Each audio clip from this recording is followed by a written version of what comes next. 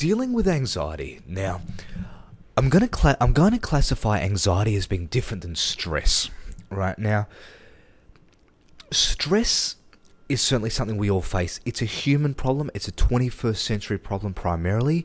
We are all created with our brainstem, what they call the reptilian brain, to be fearful, to go into fight or flight.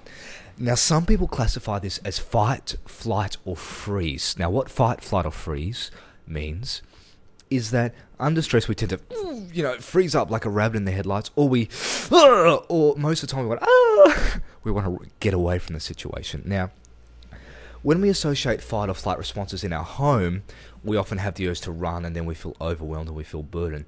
Stress is a problem, and part of it is a perception, and part of it is a psychological thing. And I'm not here to try and take you on psychologically now. I can definitely give you, an arsenal of strategies to deal with that. But in terms of when you have that anxiety response in your body, when you're holding your breath, now you're what we call sympathetic nervous system dominant. You have your parasympathetic and your sympathetic. When you're relaxed, it's parasympathetic. When you're more stressed, it's sympathetic. Now, you can either be one or the other. It's called the autonomic nervous system. So if you want to think of people when you meet them, some people are a little bit more parasympathetic nervous system dominant. They're more, they remind you more of like a marijuana smoker. They're a bit more relaxed. Nothing phases them. A lot of women are like, he sits on the couch and that's parasympathetic nervous. Sympathetic nervous system dominant is like this, a bit wound up. Now, most people I see who suffer from anxiety more regular. Now, I know everyone does, and some people hide it better, but people who are riddled with it 24/7 are sympathetic nervous system dominant. When this happens, there's certain physiological responses. We shake, we tense up, we're not breathing. Now, when this happens, we're in a habituated state in our neurology or physiology that we need to consciously shift. Now, I can give people a very fast solution, and most people get it because it's stacked into a place where it feels so far out of their control that to give them a solution that's right under their nose would not seem appropriate. And that's very simply this. If you are anxious, all species on Earth have a physiological or biochemical response. Now, the main thing that will shift any species on Earth, biochemistry, that can even overpower drugs, is breath. Now, breath is a layman's term. If you want the medical science word, then think respiration. Respiration. If you do not take conscious control of your respiration, if you make love to someone and you don't know how to take control of your respiration, or if you have to deal with your children, if you have to exercise and you don't consciously respirate, you inspiration, or you're inspired, and then you expiration, and when there's no breath left and someone dies, we say they're expired. Breath is life force, and this is the skill I drum into people again and again and again. You need to learn to breathe properly. It's the main skill you need to learn. You can't be breathing through your mouth. You can't be smoking cigarettes. You can't be living, you can't be, you can't be exercising down the freeway. Take a back street.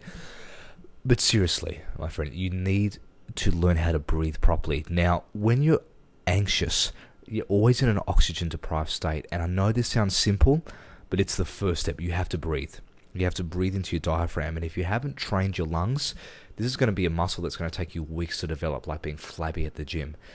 I recommend you get elsewhere on the Biomedic website, look at lymphatic breathing, which is you breathe in for a ratio of 1, a ratio, not a count, ratio of 1, hold for a count of 4. So you're actually holding, breathe out for a count of 2, into your diaphragm. So you're actually going to breathe 2/3 of your lungs are below your rib cage, below your chest. So you want to be breathing in and learning to hold that. Breathe through your nose, out through the mouth, and slow it down.